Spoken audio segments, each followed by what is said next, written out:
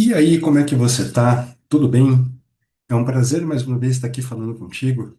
E hoje, de uma maneira um pouco diferente, ao invés de colocar apenas esse arquivo em forma de áudio no canal do YouTube, ele também está sendo disponibilizado como um arquivo de áudio do programa da Rádio Paranormal.plus, onde eu tenho um programa chamado Caminhos da Consciência. E hoje eu queria trazer para você um pouquinho falar um pouco mais sobre esse processo das sombras, daquele lugar que eu costumo levar as pessoas sempre que eu faço um atendimento terapêutico com elas. Hoje, em particular, eu tive a oportunidade de trabalhar, acho que pela terceira ou quarta vez, com uma cliente que veio através do episódio que eu participei lá do Paranormal Experience, né, onde lá naquele ponto que eu abordava o assunto das sombras, em que acabou trazendo bastante pessoas interessadas, algumas pessoas mais curiosas, mas querendo entender o que que é um pouco desse trabalho de sombras que eu desenvolvo com as pessoas. Então, para contextualizar esse trabalho de sombra, ele eu poderia colocar para você que ele seria basicamente o quê?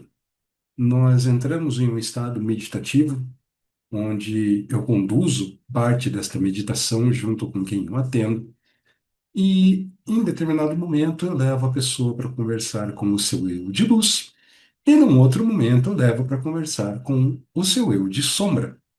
Em um terceiro momento, as pessoas conversam, as pessoas conversam, não, perdão. Eu faço com que os eu de luz e o eu de sombra se encontrem e resolvam as suas diferenças, por assim dizer, e com um comando de que elas precisam trabalhar em conjunto, para o benefício da pessoa com quem eu estou trabalhando, com quem eu estou atendendo. Então, hoje foi até uma coisa muito interessante essa sessão que eu tive com ela, porque a gente estava conversando ali sobre algumas questões de para onde ela estava indo.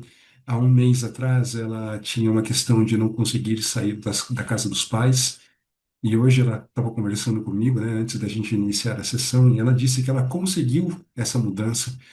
Ela está indo para uma outra cidade, vai passar 3 meses longe e, de uma certa maneira, fazer com que essa desconexão com os pais e o local onde ela reside hoje se faça uma realidade na vida dela. E ali naquela conversa, ela foi levantando vários aspectos, vários pensamentos e, por que não, crenças, né? Alguns programas que ela mantinha ali dentro do sistema dela em relação aos pais.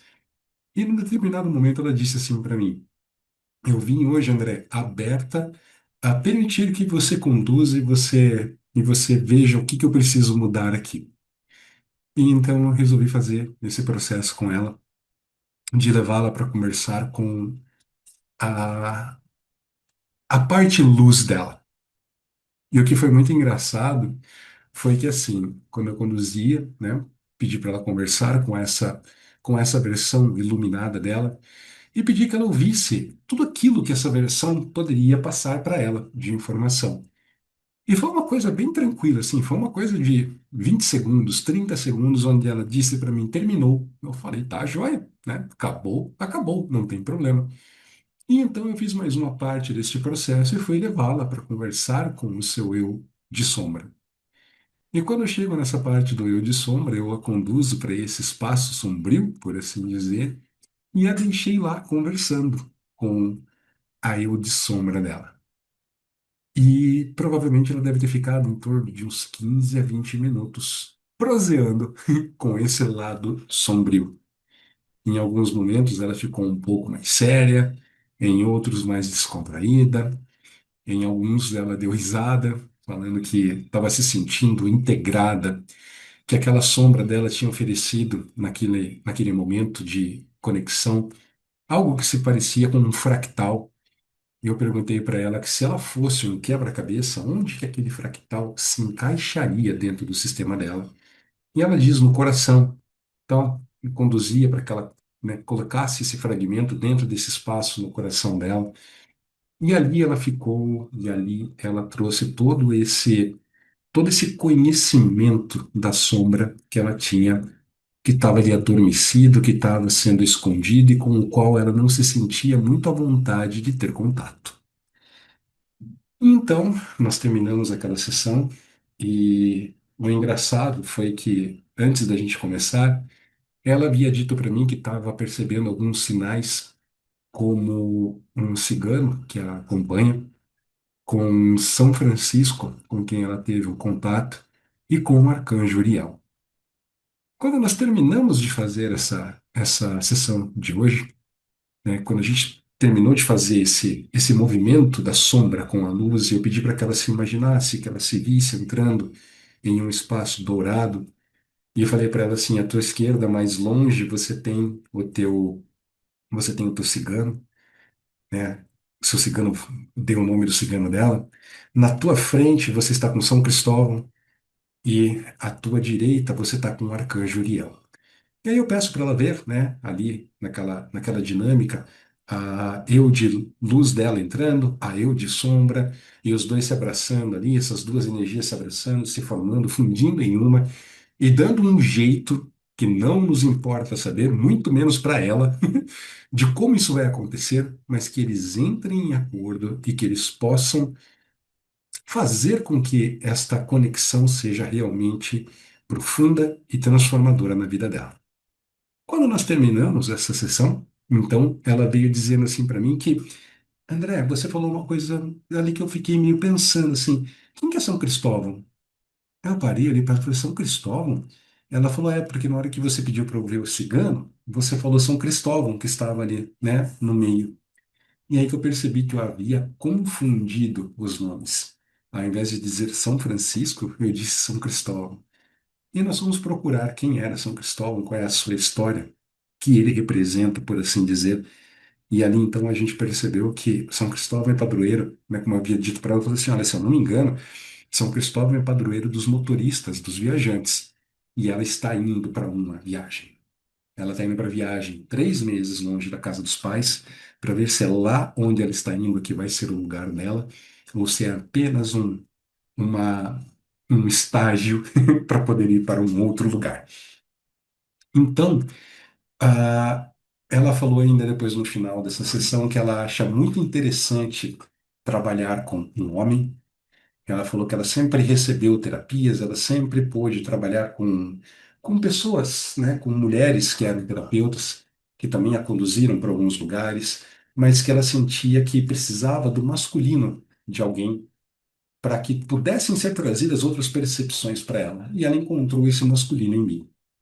E ela disse uma coisa que eu achei muito interessante. Ela falou assim que, enquanto todas as terapias que ela tinha feito, as pessoas a levavam para lugares de luz, eu a levo para lugares de sombra, para lugares onde ela vai encarar algumas coisas que ela não tinha tanta facilidade para fazer isso.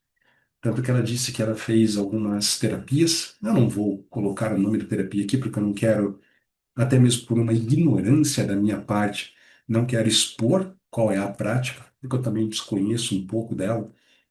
E mesmo que eu a conhecesse, acho que não cabe a mim dizer se é positivo ou se é negativo, porque cada pessoa tem uma percepção acerca daquilo que ela recebe. Mas ela disse assim para mim que nessa terapia que ela fazia em particular, sempre que havia esses movimentos mais sombrios, ela sentia desconforto. Ela não se sentia muito à vontade de estar dentro daquele espaço. E que com a minha condução isso acaba ficando um pouco mais fácil e um pouco mais tranquila para que ela possa digerir aquele aprendizado. No começo da semana, eu atendi um rapaz, também acho que já está na terceira sessão que nós fizemos juntos, e ele tem, assim, uma questão muito grande também com o masculino. O masculino que ele conheceu, que ele teve contato, foi um masculino muito estúpido, muito violento, muito grosseiro, por assim dizer, na figura do pai. E então a gente estava ali conversando, né? Ele falando para mim várias coisas sobre o que ele queria trabalhar naquela sessão em particular, sobre relacionamentos, onde ele dizia que as pessoas, ele queria encontrar um parceiro né? Que ele fosse uma pessoa que pudesse entender a dor dele, que não o julgasse, mas que permitisse que aquela dor pudesse ser expressa. E ele fala assim: eu não quero ninguém aqui tomando conta de mim como se fosse uma mãe, um pai, mas que me entenda. E assim, o jeito que ele foi colocando aquelas questões trazia mais um controle de como a pessoa vai reagir e não como ele se sente em relação àquelas dores. Então a gente fez ali todo um meio de campo, né, para a gente poder dar início a essas transformações na vida dele através do Theta Healing. E enquanto eu estava fazendo a conexão com ele, né, fazendo meditação do Theta Healing para levá-lo até a, o amor do Criador, né, o sétimo plano, provavelmente algum guia dele chegou aqui na minha orelha e falou assim: dane-se o que ele pediu, leve-o para fazer um encontro de sombras. Manda quem pode, obedece quem tem juízo. E aí eu fui lá e conduzi ele também nesse processo. Então, quando ele entrou em contato com o seu eu de luz, eu pedi para que ele fizesse algumas perguntas ali, que ele pudesse entender o que aquele ser de luz, daquela versão mais elevada dele, tinha para ensiná-lo. E ele fez inúmeras questões ali, né? Ele elencou várias e várias e várias questões.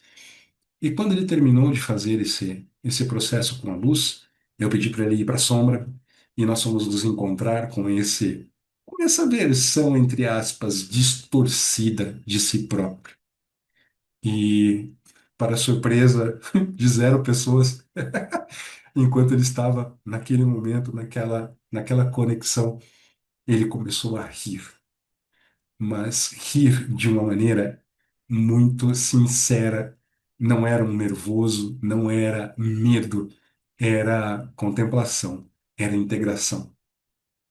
E quando a gente termina esse processo, e a gente saiu, né, da meditação e a gente foi ali para as considerações finais daquele processo, ele me diz assim, com um baita de um sorriso no rosto, de que aquela sombra dele, que ele tinha tanto medo daquele masculino mais agressivo, mais hostil, mais impositor, foi o masculino que o ensinou a ver a malícia das pessoas, tanto do homem quanto da mulher.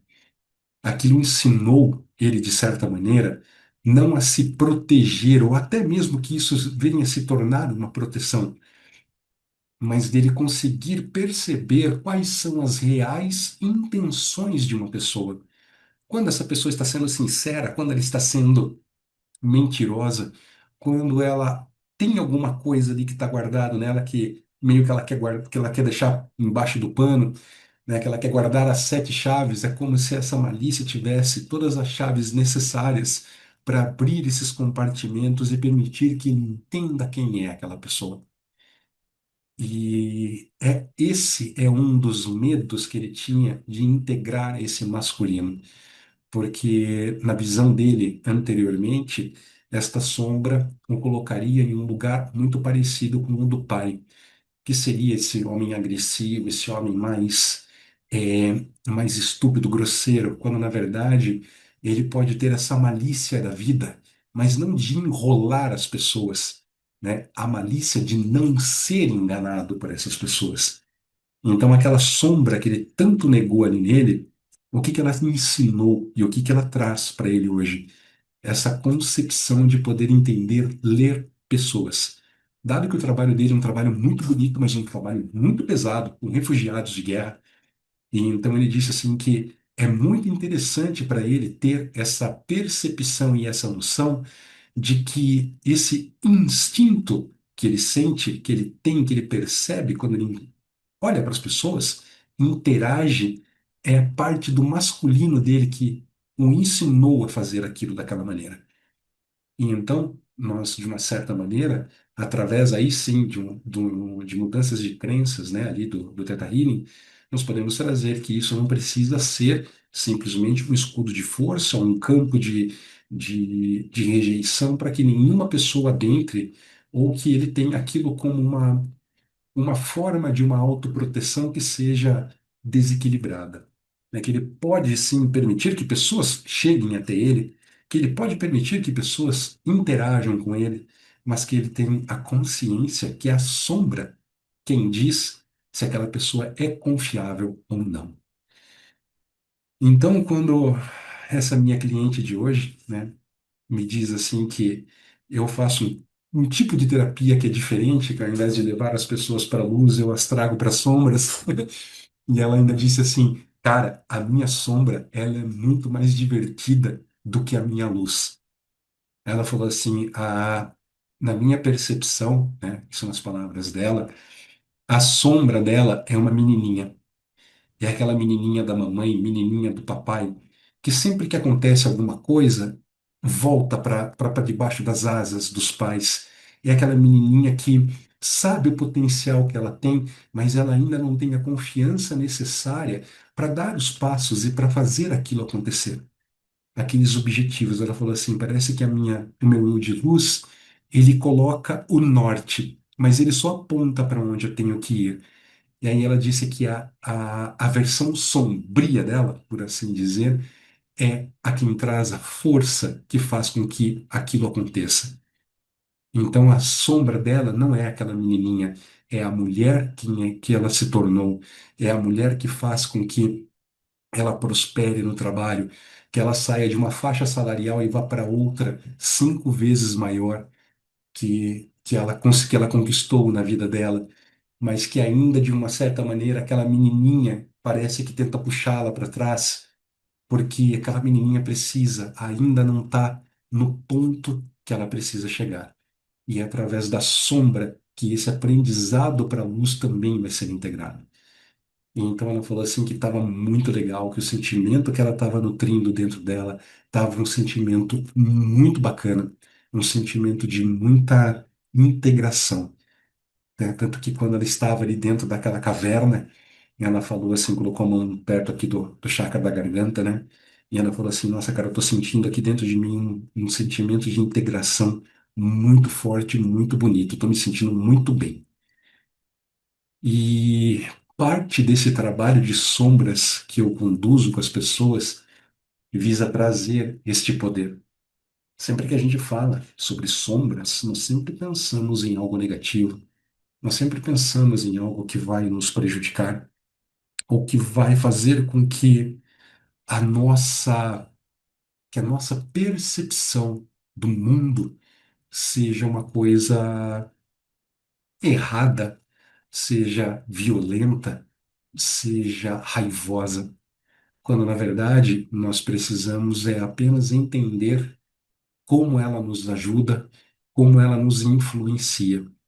E quando a gente chama essa sombra para que ela saia de trás da gente ou debaixo de nós e ela venha caminhar ao nosso lado, a gente descobre uma força que ela é absurdamente protetora, impulsionadora e, por que não, me foge a palavra agora, mas aquilo que nos traz um incentivo, ela nos inspira. Essa era a palavra que eu queria encontrar. A sombra, ela é inspiradora. E a gente precisa muito aprender a olhar para ela, a conversar com ela e a entender o que ela quer trazer para nós.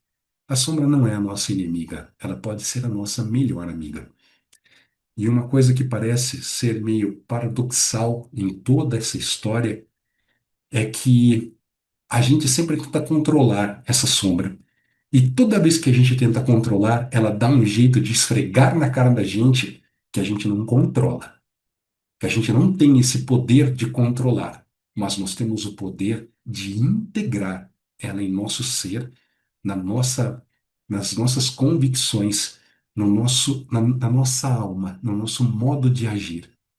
E quando a gente permite olhar para ela sem medo, sem o controle, e permitir que ela converse com a gente, as mudanças que são percebidas em nossas vidas são excepcionais e nos fazem caminhar muito, nos fazem ir muito para frente. E se você quiser aprender a trabalhar com a tua sombra, se você quiser aprender a vê-la, a integrá-la dentro de você, entre em contato comigo. Meu Instagram é o @eu.andrecastro e o meu WhatsApp é o 976006792. Em ambos os canais eu posso te auxiliar, posso te dar todas as informações que você precisa para entrar em contato com esse teu lado sombrio de uma forma muito tranquila, de uma forma muito elevada, de uma forma muito gentil, para você ir até o mais sombrio do teu ser e trazer todo o poder que de lá você tem direito. Um grande abraço para você. Até a próxima semana. Que o Criador te abençoe. Um abraço.